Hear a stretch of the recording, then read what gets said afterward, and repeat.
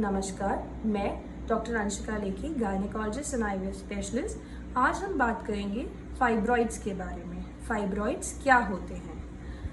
Basically जो आपका uterus होता है या बच्चेदानी होती है वो स्पेशलाइज्ड मसल्स से बनी होती है। फाइब्रॉइड एक वो ग्रोथ होती है जो इन मसल्स के बीच में हो जाती है। ये एक एक्सेस टाइप की ग्रोथ होती है जो इन मसल्स के बीच में पाई जाती है। इसी वजह से हम इसे कई बार लेमन लैंग्वेज में ट्यूमर भी कहते हैं, बिकॉज ट्यूमर भी किसी भी पार्ट में होने वाली एक्सेस ग्रोथ को कहा जाता है। बट ये जो फाइब्रॉइड्स होते हैं ये कैंसरस नहीं होते हैं। मेजॉरिटी केसेस में ये कैंसरस नहीं होते हैं। ये नॉन कैंसरस बिनाइन ग्रोथ होती है जो आपकी मसल्स के बीच में हो जाती है।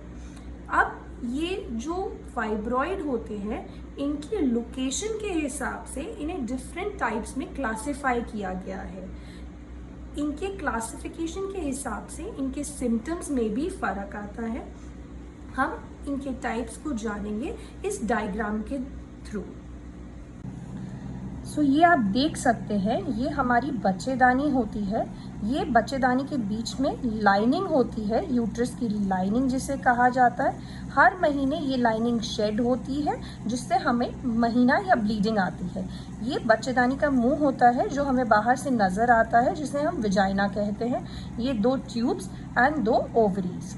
अब फाइब्रॉइड्स जो होते हैं वो इन मसल्स के बीच में कहीं पे भी होने वाली ग्रोथ होती है। अब बेस्ड ऑन दिस ग्रोथ, अगर ये फाइब्रॉइड मसल के बीच वाले हिस्से में होता है तो इसे हम कहते हैं इंट्राम्यूरल फाइब्रॉइड। ये फाइब्रॉइड जो है आपको पेन कर सकता है पीरियड्स के दौरान, बाकी ज़्यादातर ये प्रॉब्लम नहीं करता है। अगर इसका साइज बड़ा हो जाता है और ये फाइब्रॉइड अगर यूट्रस के अंदर की पार्ट की तरफ जाना शुरू कर देता है तो इसकी वजह से ब्लीडिंग हो सकती है और प्रेगनेंसी में प्रॉब्लम हो सकती है। तो ये बीच में होने वाले फाइब्रॉइड को हम कहते हैं इंट्राम्यूरल फाइब्रॉइड।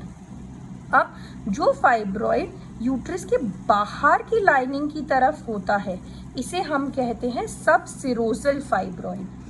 ये फाइब्रॉइड जनरली कोई प्रॉब्लम नहीं करता है, बिकॉज ना तो ये इस तरफ आ रहा है ना ये पूरी तरह से मसल्स को परेशान कर रहा है, तो मोस्टली इससे प्रॉब्लम नहीं होती है। यदि इसका साइज बहुत ज़्यादा बड़ा हो जाए तो ये कॉन्स्टिपेशन कर सकता है या हल्का फुल्का पेन कर सकता है या थोड़ा सा यूरिन में प्रॉब्लम कर सकता है। Otherwise most of the time ये फाइब्रॉइड जो होता है प्रॉब्लम नहीं करता है। तीसरा फाइब्रॉइड होता है सब म्यूकोसल फाइब्रॉइड, जो कि यूट्रस के अंदर की लाइनिंग की तरफ से ग्रो करता है। अगर ये फाइब्रॉइड इस जगह पे है तो ये फाइब्रॉइड ऐसा है जो कि सबसे ज़्यादा प्रॉब्लम कर सकता है। इसकी वजह से आपको हैवी पीरियड्स आएंगे, एक्सेसिव ब्लीडिंग, कभी भी साइकिल के बीच में ब्लीडिंग हो सकती है, पीरियड्स में बहुत ज़्यादा पेन होगा, प्रेगनेंसी कंसीव करने में बहुत प्रॉब्लम आएगी, या प्रेगनेंसी कंसीव होगी तो आपको अबॉर्शन हो सकता है।